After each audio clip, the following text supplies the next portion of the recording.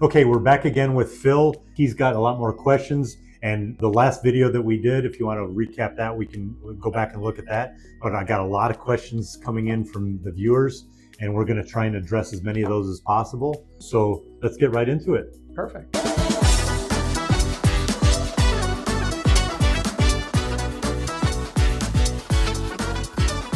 Pre-qualification. Why is that?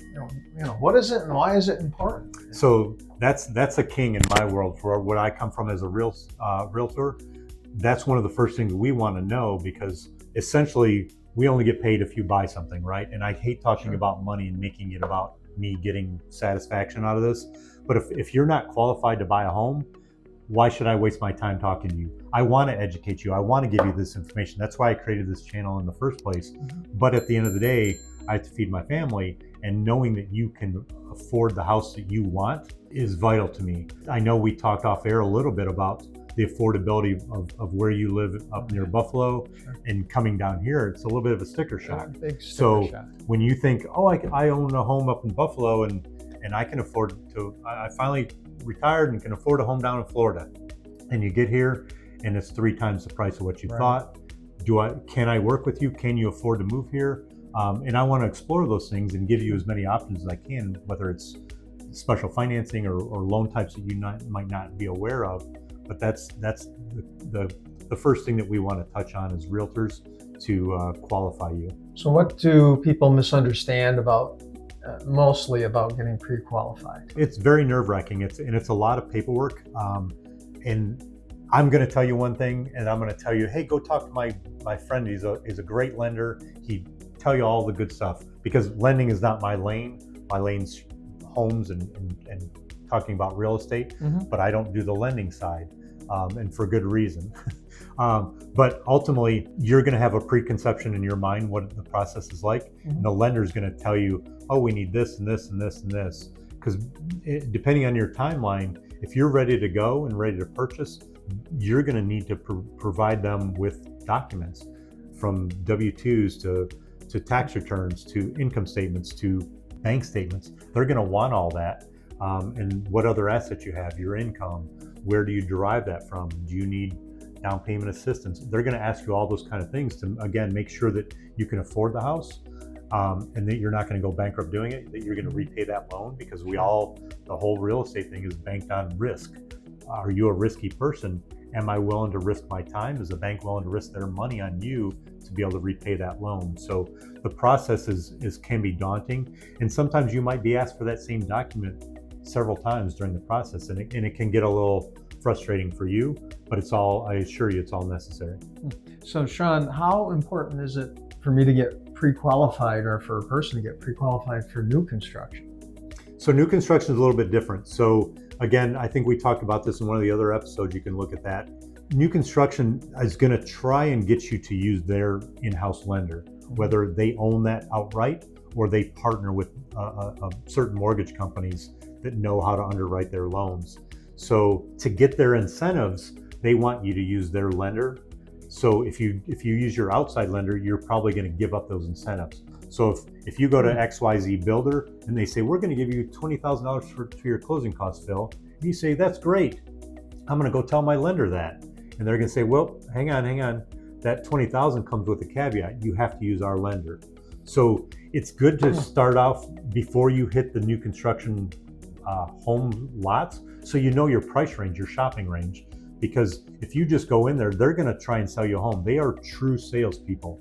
They're going to sit you down and sell you a house, and they're going to find a way to get you to finance it. Myself, on the other hand, I want to make sure you can afford it before we go shopping.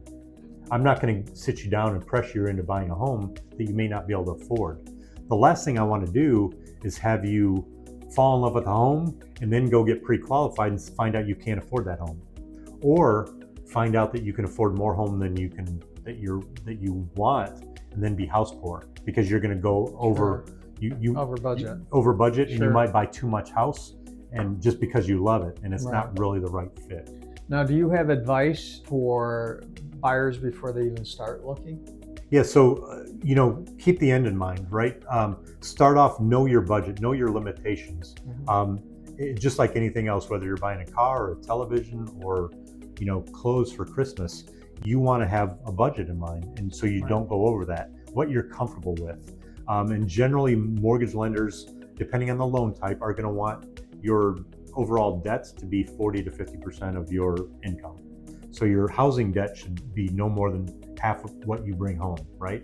So if you bring home $10,000 a month, a lender might approve you for up to $5,000 a month mortgage, because that's 50% of that goes towards your housing. So knowing that in your mind and setting that limit, just like I said, if you're going shopping for a car and you're like, oh, but I really want the tinted windows and the fancy wheels, and you get wrapped up in the excitement of it, and all of a sudden you're rolling out and your payment's another $110 a month that you weren't planning for.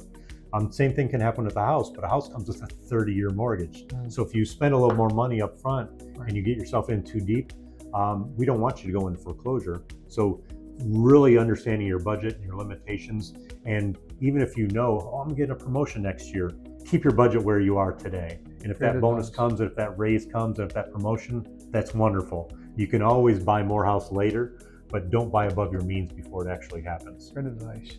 And kind of going back a little bit, you said you should get pre-qualified. What happens if I get into that situation where they want me to use their lender? Do I have to go through the whole pre-qualification process all again for theirs? Correct, because every lender, every mortgage broker is going to have their own underwriting guidelines. And you might qualify, I don't know, you're a veteran, Phil? No. Okay, so some people might qualify for a VA loan, some people might qualify for an FHA loan, or you might just say, I've got cash, I want to put 20% down so my mortgage is lower, I don't pay private mortgage insurance. So every lender is going to try and fit you into the best scenario for you. Gotcha. One lender might not have ever asked you, are you a veteran? They might just say, I want to put Phil into this 20% down conventional loan. The other lender just asks one simple question, Phil, are you a veteran? Are you first responder? Are you a teacher? There might be state programs that you don't have in New York that are available here, or county programs, bonds and things like that. So asking the right questions to a buyer will put you in the right loan, and knowing that ahead of time will save you a lot of headaches. Nice. Okay, so Sean, I have a few questions from your YouTube channel. Okay, perfect. What kind of people struggle here after relocating? Oh gosh, people that don't like fun and sunshine, I guess. How can you not love Florida? Oh, the weather's great, a lot better than Buffalo. That is one thing. I do a lot of relocation business, right? So I get a lot of influx of people moving from other states, whether it's employer driven or retirement driven or lifestyle driven. People are coming here from other places. That's a big part of my business. Like this year, I'm selling a lot of homes. So a lot of people are moving out of my customers that are moving out of state, but that's only relocation driven. It's only driven by employment. No one has come up to me and says, I hate Florida, I need to get out, sell my house, Sean. I've never heard those words, and maybe it happens, but I haven't experienced it. So Florida's we have a much more influx than outgoing. Okay, well, another user asked, what expectations should people reset before moving? Oh gosh, so that's going to depend a lot about where you're coming from. So again, sunshine 365 days a year, pretty much for the most part. So your lifestyle is going to change. We don't have state income tax, so you might be bringing home a little bit more money, but your commute times might grow. I'd have to be a little more specific about where you're at, where you're coming from. Phil's coming from Buffalo, so I know he's got a lot of snow. I know New York has historically high taxes. I don't know if Buffalo is one of those areas that does, but I know towards the big cities they do. So tax might be a big adjustment for you. We have a lot of HOAs, and I know we covered that in one of the other videos. HOAs are very prominent here, so that might be an adjustment. So there's lifestyle things more than anything. So one other question that somebody had, who ends up loving Orlando more than they expected? Oh gosh. I think a lot of people come here for the theme parks, and then they discover there's so much more to Orlando than that. And that kind of surprises them, it catches them off guard, because they don't really understand. When you look at a map, Florida's huge. To drive from Miami up to the Panhandle could be 10 or 12 hours easily. Like from Orlando to the Panhandle, my daughter goes to school up there, it's 7 hours. And it looks like, oh, it's only this far on the map. So we're a big state. There's a lot of things that people don't expect. Like we talked about just a little bit ago. You can see the sunrise and sunset all in one day, but that's east to west. If you go north to south, it's a whole nother ballgame. So Right. the overall expectation of lifestyle and all the things that you're open to, you can be in the Keys in your car. You don't have to fly there. You don't have to take a boat there. You can drive there. You can be in the Panhandle. So there's so many big cities here too. You got Jacksonville, Tampa, Orlando, Miami, Sarasota, Naples. So we've got all these great big metro areas, and they're all so spread out all over the state. There's just so much to offer here. I love it.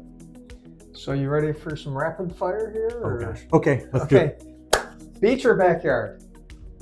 I'm going to say backyard because beaches come with insurance, and insurance is always high. So I'm staying right here in Central Florida, and I can drive to the beach when I want, just like grandkids, right? Yeah, there you go.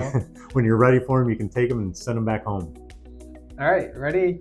Tourist areas, avoid or embrace? I don't think you have to avoid them anymore. Like I said, Orlando's a much bigger town than it was just 20 years ago. So you don't have to necessarily avoid them.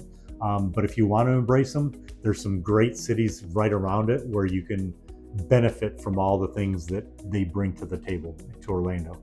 Okay, healthcare, overrated or underrated? I think it's probably underrated, and that would be a surprise to most people because we're not really known for that. But on the horizon, there's so much going on here.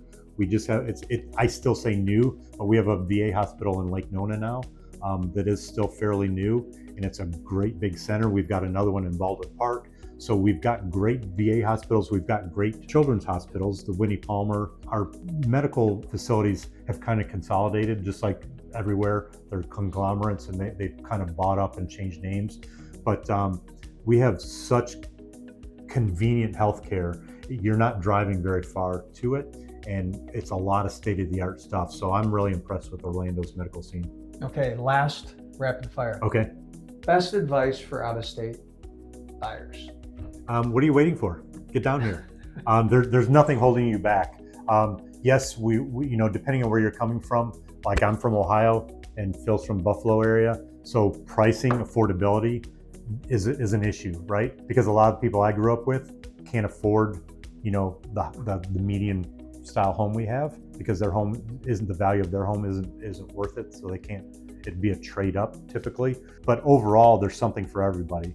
I've got a friend that does manufactured homes, and he's all about making things affordable.